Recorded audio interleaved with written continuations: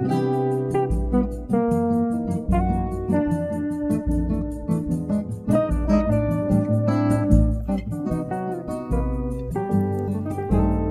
gente, olha que legal hoje entre amigos.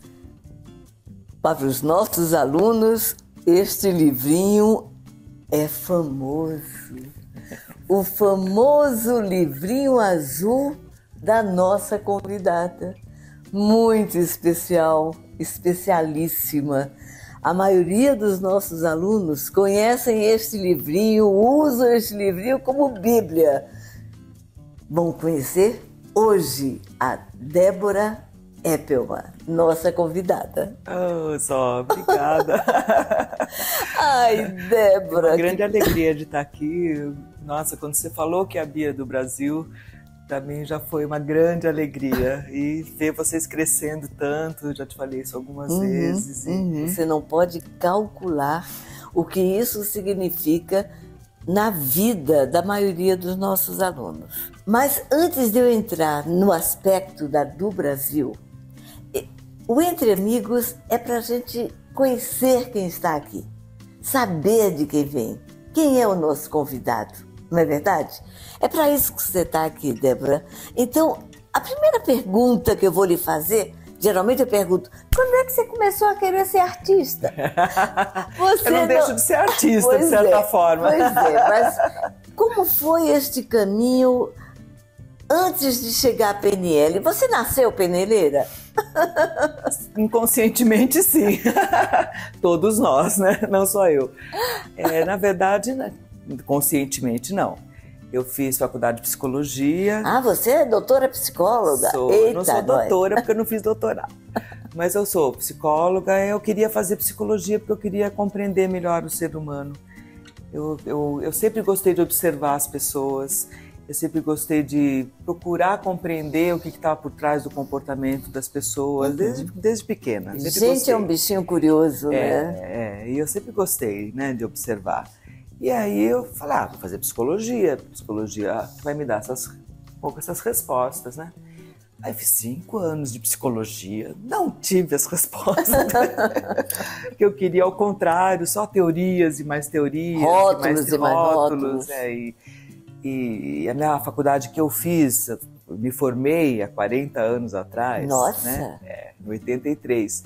Naquela época, hoje eu não sei como tá, hoje nem é mais o ZEC, é o NISA. E era psicanalista freudiana, ela só Freud. Em princípio, eu achei o Freud interessante. Quando eu fui me aprofundando no Freud, eu achei que o Freud... Que ele podia fazer uma terapia. Muita terapia. Ele tinha problemas sérios com a mãe dele. Pois é. Muito sérios. Pois é, mas não vamos falar dele não, porque fica chato, ele não está aqui para se defender. Né? E já viu, meus colegas psicanalistas vão achar ruim depois. Não estou falando mal, né? Estou dizendo assim, o que para mim claro. foi. E aí, para minha, sei lá se eu posso chamar de sorte, ou sincronicidade da vida, ou luz, ou... A minha tia, irmã da minha mãe, sempre gostou de coisas interessantes e novas que aparecessem. E ela fez um curso de PNL, eu estava acabando a faculdade. Em que época isso? A PNL tinha acabado de chegar no Brasil. A PNL chegou no Brasil em 81. Ela começa na década de 70, a pesquisa, né? A pesquisa começa lá. Nos Estados Unidos, né? Em Santa Cruz, na Califórnia, em 72. Ela chega ao Brasil em 81. Chegou rápido, né? Chegou pela mão de um brasileiro e de uma chilena. Que esse brasileiro foi conhecer a PNL, foi para os Estados Unidos, conheceu essa chilena no curso como colega. Ela queria muito dar curso e ele acabou trazendo ela para o Brasil e eles começaram a dar cursos. E aí minha tia fez essa salinha. E começou a me falar, é a sua cara, isso aí você tem que fazer, você vai adorar, você tem que fazer, você vai adorar. Eu tinha acabado de me formar na faculdade. Tudo que ela falava, que ela tinha aprendido no curso de PNL, era meio contrário ao que eu tinha aprendido na faculdade. Sim. Porque ela falava que a gente conseguia conversar com o inconsciente, e o que eu tinha aprendido na faculdade... Que o inconsciente é mudo. O inconsciente é inatingível. Que ele fala, às vezes, com você, dando os insights, quando ele quer. Mas não que você pode fazer pergunta e ele vai te responder, né? E aí eu ficava olhando e a Sarinha me falando, ela ficou 1 ano só. Eu entendo. Me falando. É, né? Eu sei, me lembro. E aí um dia ela falou tanto que eu falei, quer saber? Vou fazer esse curso, né? Pra pelo menos saber do que se trata. E aí eu fui, só tinha o básico, era um fim de semana. Você chegou a atender como psicóloga? Você já estava com clínica? Não, eu me formei e aí eu tinha que fazer alguma especialização, porque eu já sabia que eu não queria ser freudiana, mas eu não sabia o quê. Então eu me formei e estava pensando que caminho que eu ia seguir dentro da psicologia. Eu sabia que eu queria atender na clínica, mas não sabia que caminho. Aí eu fui fazer o curso de PNL, era um curso de um fim de semana, básico, introdutório, que praticamente ensinava rapport, os canais, mas falava das partes inconscientes e que você podia conversar com elas. E eu fiquei olhando aqueles caras que nem eram psicólogo, nem eram psicólogo, nem nada, que horror. Naquela época... eu sei. O que esses caras estão falando, né? Mas aí eu achei, tá bom, eu não posso saber se isso é verdade ou não se eu não passar pela experiência. Então eu marquei uma sessão com a tal da chilena que atendia, a Bibi Lam, que está viva ainda no Chile, de volta para o Chile. Aí eu fui fazer uma consulta com ela. Eu tinha uma questão de engordar, emagrecer, engordar, emagrecer, engordar, emagrecer desde bebê. E ela me colocou numa regressão e eu cheguei no berço. Nossa! Ouvindo as pessoas falarem como ela é gordinha. E eu, né, me apertando a bochecha, porque eu já nasci com quase 4 quilos. Então já era bochechuda. Bochechuda. E eu comecei a, desde então, falar para mim mesma, eu sou gorda. E essa identidade de gorda cresceu comigo. E é bom ser gorda, as pessoas gostam que eu seja gordinha. É saudável. Eu sou gostosa. É saudável ser gorda. É se falava assim, que era saudável. Gente muito magra não era saudável. Quando gente, nós estamos falando assim, de 60 anos atrás, tá? 63 mais especificamente, mas enfim. E aí reverteu essa identidade e eu comecei a ter comportamentos de magra. De magra.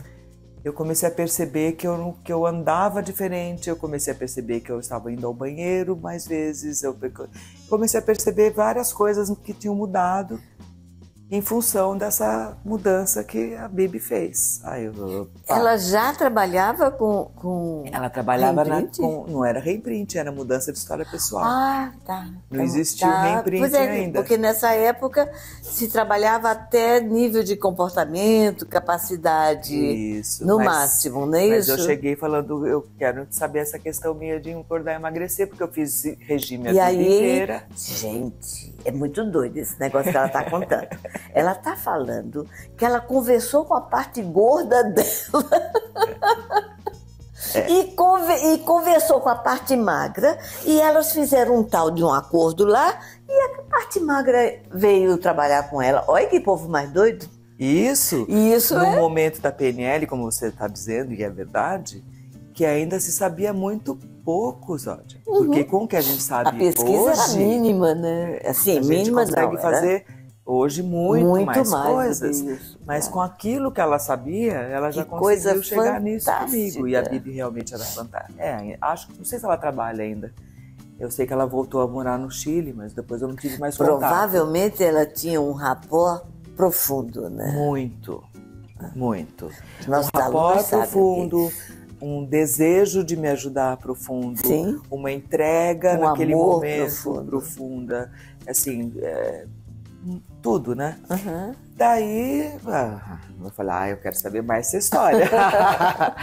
Aí, aqui não tinha curso, só tinha o básico. Mas ela fazia grupos de estudo, e ela chamava o grupo de estudo de voo livre, gente.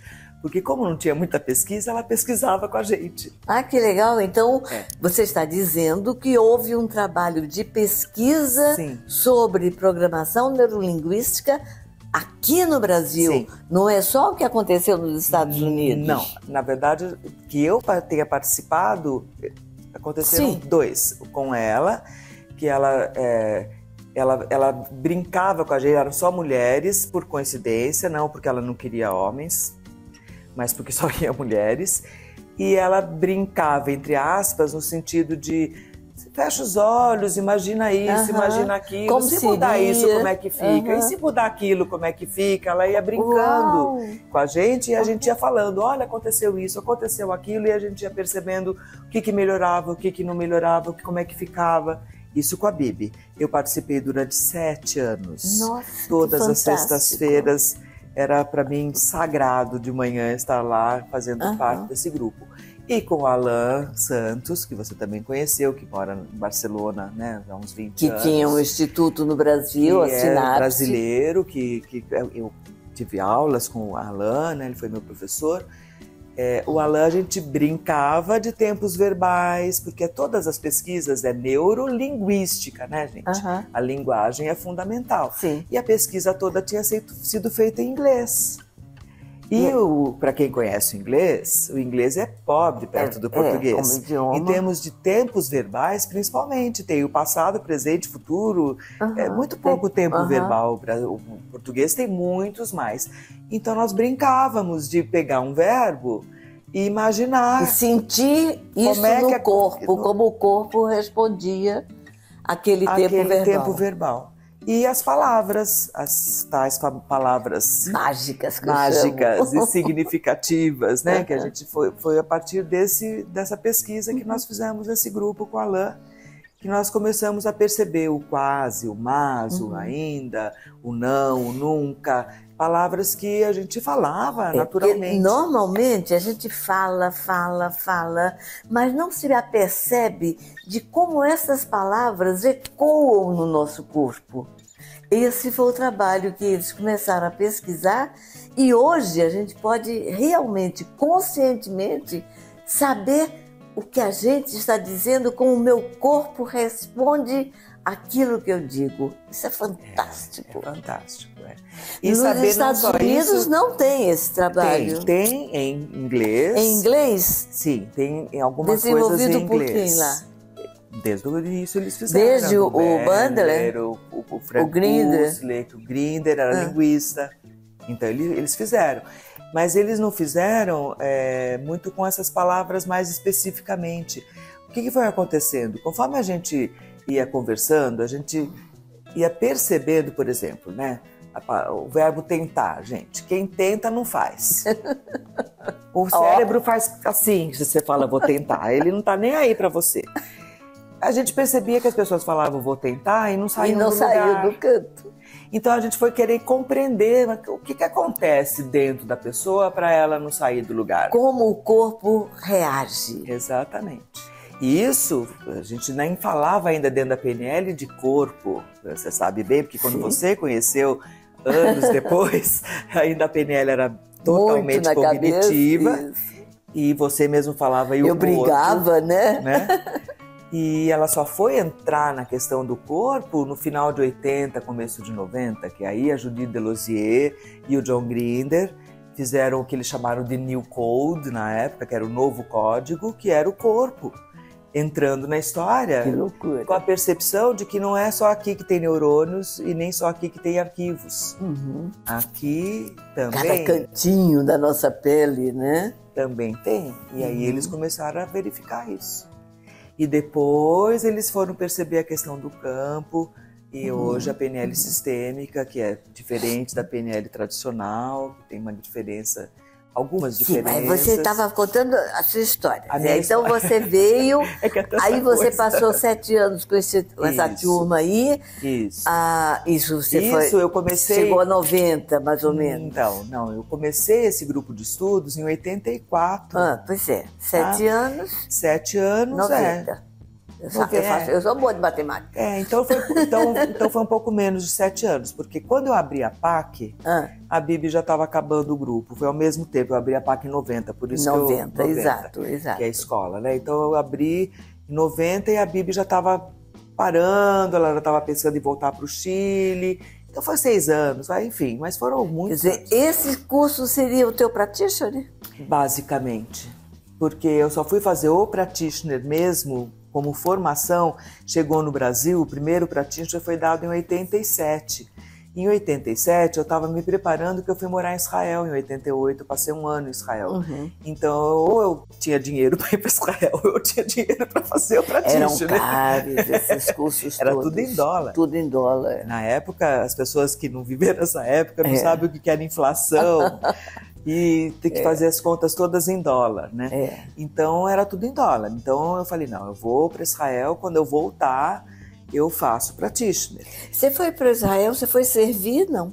Você serviu o exército, não? Não. Você só ficou no kibbutz? Eu fiquei no kibbutz 6 meses e fiquei 4 meses em Tel Aviv, na casa do meu pai, que meu pai morava lá. Então, eu fui para ficar um pouco com meu pai. Mas eu já fui com 27 anos. Tá. Então, já assim, tinha passado... Se eu ficasse morando lá, eu ia ter que servir. Tá. Porque você lá eles não têm essa coisa de idade para servir o exército. Não, todos têm que servir, todos têm que estar preparados. Ok. Pode acontecer. Pois é. Né? Enfim. Mais paciência. Mas vamos voltar aqui porque é melhor. Vamos continuar falando de PNL. De PNL, exatamente. Então, assim, aí quando eu voltei de Israel, eu fiz o practitioner e fiz o master. Com o Alan? Com o Alan. O Alan ainda não tinha sinapses, ele ainda era da sociedade nessa época, do Gilberto, né? E com o Alan e com a Bibi. A Bibi ainda estava aqui, ela vinha, dava curso, voltava, ela estava meio assim.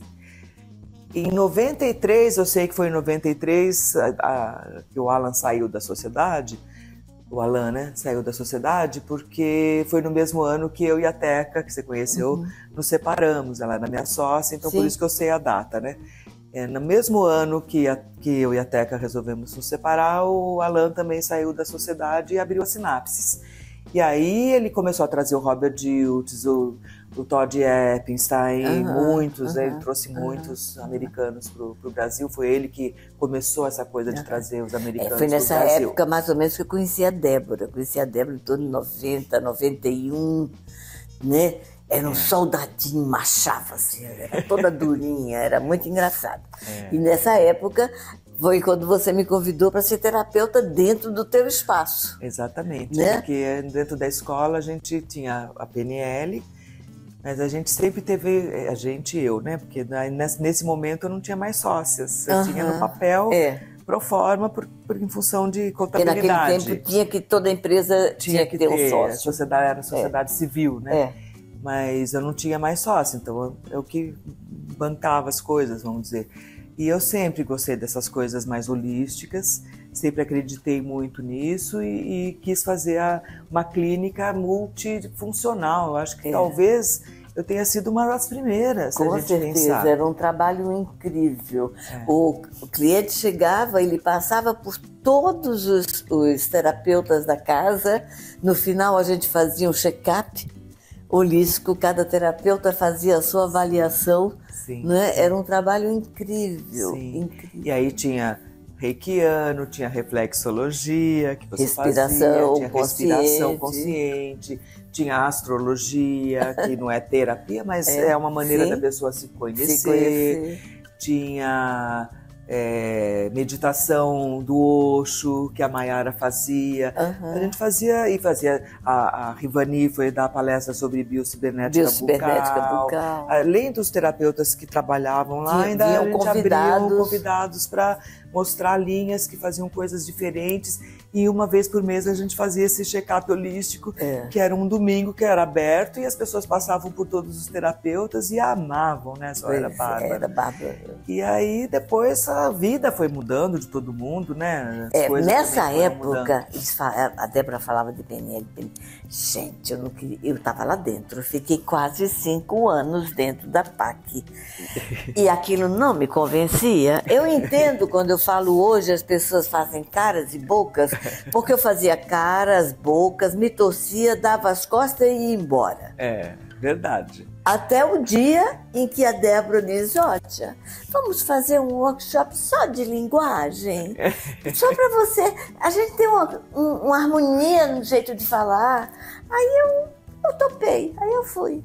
Né? Não só com você, né? Eu fiz com todos os terapeutas. Claro, eram todos eu falei, os terapeutas. sabe, a linguagem que a PNL oferece, e até hoje a gente dá curso para terapeutas de várias linhas, médicos, psicólogos, que usam só essa parte da linguagem, e isso favorece demais a compreensão. Né? E esse foi a minha perdição. Eu fui fazer um workshop de linguagem, aí eu fui fazer practitioner, aí eu estou aqui. Não mais. Não Chegou a ficar com a gente lá como trainer, me levou para o Nordeste para fazer os cursos lá no Nordeste, enfim. Não é. Foi uma história linda nossa. É verdade. É uma história linda. Verdade. E aí a PNL entrou na minha vida de uma maneira assim que... Aí em algum momento você duvidou, assim como eu duvidei, em algum momento você disse, isso não é uma coisa legal, tem coisas mais interessantes pintando no momento? Não. Eu fiz outros cursos de outras coisas, mas a minha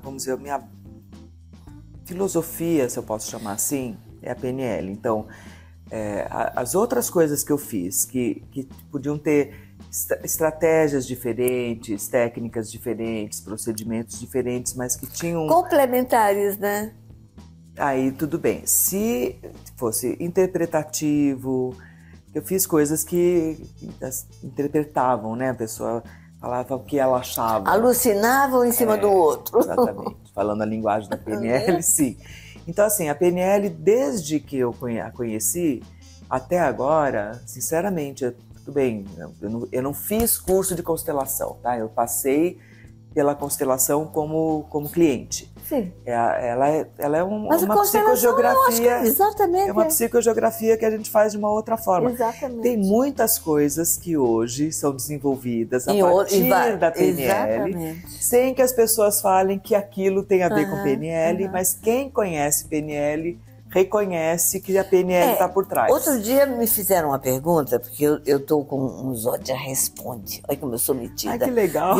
Virei respondente de perguntas desafiantes. E numa dessas... Qualquer pergunta? Eu digo que eu não sei, eu não sei, né? Tudo bem também, né? Não sou obrigada a saber tudo. Mas me perguntaram sobre essa coisa de PNL, e eu costumo dizer que programação neurolinguística é um jeito de ser. Simplesmente isso. Porque como é que eu vou dizer que programação é um estudo, não tem um... Porque cada um de nós tem a sua programação, o seu jeito de ser, o seu jeito de observar o mundo. Isto é programação neurolinguística. Sim. E fica muito desafiante quando a gente fala em crença, inclusive, né, na PNL, as pessoas relacionam muito crença com religiosidade. Mas quando a gente fala de crença, não tem nada a ver com religião. Tem a ver com o quê, Débora? Tem a ver com o que as pessoas acreditam na vida. Se eu acredito que se eu sair na chuva eu vou ficar resfriado, isso é uma crença. Aí eu fico resfriada. Aí eu fico resfriado. Aí tem crença que é verdade, né? Porque quando a gente leva chuva, às vezes a gente... É verdade para aquela pessoa que acredita. Porque a outra pessoa pode acreditar que ela toma chuva e ela lava a alma e ela fica bem. É verdade. E aí ela lava a alma e fica bem. E fica bem. É então, verdade. a crença é verdade dentro da pessoa, de cada pessoa. Não tem uma crença absoluta para todo mundo. Você acabou de me lembrar um momento da minha vida que eu descia ali pela Rua Purpurina com os meus filhos pequenos, debaixo de um toró, e a gente veio se divertindo muito e ninguém pegou gripe. Tem pessoas que acreditam que se andar descalço fica resfriado. É verdade. E tem pessoas que acreditam que se andar descalço ela se pega a alinha energia da terra. Né? Ou seja, a crença, gente, é o que cada um acredita. E se você acredita, para você é verdade. E se é verdade, vai acontecer com você. Então presta atenção no que você acredita. Mas, né, e da onde vem essa crença? Como é que a gente acredita nas coisas? No aprendizado. Toda a estrutura que a gente percebe humana, que a gente compreende como a estrutura em cada um de nós, começa dentro da barriga da mãe. Se a gente não falar do DNA, que a gente já traz informações diz que de 7 gerações. Os geneticistas já chegaram em 7 gerações nas pesquisas de antepassados. Então tá tudo aqui, 7... Tudo aqui. Maria. Tá tudo aqui. É gente abessa, hein? É gente abessa. Muita gente. Por isso que a gente vai. Muita gente. E por isso que a gente tem tanta coisa que a gente não consegue ter tanta consciência sobre a gente mesmo, porque é muita informação que tem dentro de nós, né? E desde que a gente é gerado dentro da barriga da mãe, tudo que a mãe vai pensando, vai percebendo, vai vivendo, a gente vai captando. E depois que a gente nasce, com as nossas próprias experiências e com as experiências dos outros, do entorno da gente, a gente vai captando informação. E essas informações vão criando essas crenças, elas vão formando a nossa identidade, elas vão nos capacitando ou bloqueando as nossas capacidades. Sim, porque algumas dessas informações são limitantes, exatamente, outras são possibilitadoras. Exatamente, não é isso? Exatamente. Dé, eu tenho uma pergunta para você. Eu me lembro que você contava de alguns palestrantes de PNL e que teve um que fez um discurso, o menor discurso sobre PNL. O John Grinder. O John Grinder. E ele chegou no microfone e disse: PNL é escolha. PNL é escolha? Em que nível? Consciente. Escolha consciente? Então, aí vamos com entender. toda essa história. Então, enquanto você não tem consciência de você mesmo, as suas escolhas são inconscientes. E quem está escolhendo como é que você anda, como é que você fala, o que você pensa, o que você acredita, o que você faz, etc., é o seu histórico de vida. É tudo essa programação, como eles deram o nome, que fica formatada dentro de nós. Por que o Grinder falou que PNL é escolha? Porque a partir do momento que eu tomo consciência disso e escolho prestar mais atenção no que eu penso, no que eu falo, escolho prestar atenção no meu corpo, se ele está de um jeito, se ele está do outro. Escolho estar mais presente. Isso, exatamente. Aí eu passo a ter mais consciência de mim e posso começar a escolher as coisas de uma maneira mais consciente. O que eu vou dizer para alguém. Exatamente. Ou o que eu não vou dizer. Ou o que eu não vou dizer. Quando falar ou quando não falar, como falar, que tom de voz falar. O que eu quero guardar do que alguém me disse ou não. Exatamente. Né? O que faz sentido para mim, não para o mundo. Porque a programação, ela tem a ver com toda a mídia, com toda a sociedade, com cada um dentro da sua religião, com o que se aprende na família, na sua cultura, né? Então, essa é a programação. Agora, isso é uma coisa, e quem eu sou de verdade é outra coisa, no meio de tudo isso. Como é que eu olho para mim, o que é que eu quero, como eu quero me colocar no mundo. Exatamente. Isso, então, quando o Grinder fala em escolha, ele está propondo que as pessoas prestem atenção, fiquem mais atentas e queiram, antes de bateu, levou, eu quero agir e não reagir. Agora, sabe, gente, agora que eu entendi essa fala do Grinder, porque eu ficava assim, como escolha, se eu não tenho muito acesso a tantas informações que estão dentro de mim? Mas claro, se eu estiver presente, se eu estiver atento, eu vou poder responder de uma outra maneira. Exatamente. Em qualquer momento da minha vida. Exatamente. Né? Porque enquanto você não tem essa consciência, você está reagindo simplesmente. E quem está respondendo é o seu passado, não é o presente. Porque o que está acontecendo no presente é único, é um momento único. É um momento maravilhoso, é esse momento lindo. Exatamente. Só que se a gente não está presente no momento único, lindo, maravilhoso, quem está regendo a nossa vida são as emoções que estão programadas. E elas vieram da onde? Do passado. É o que faz muitas vezes a gente estar numa situação e de repente a gente fala uma coisa, gente, eu não ia falar isso, como é que eu saio dessa? Que às vezes nem dá para sair, né? Às vezes a gente entra em cada enrosco. E aí é a grande diferença entre agir e reagir. E no o mundo que a gente vive, esse mundo físico, é de ação e reação, no sentido do retorno, da volta das coisas pra gente, fisicamente. Não necessariamente no sentido de comportamento.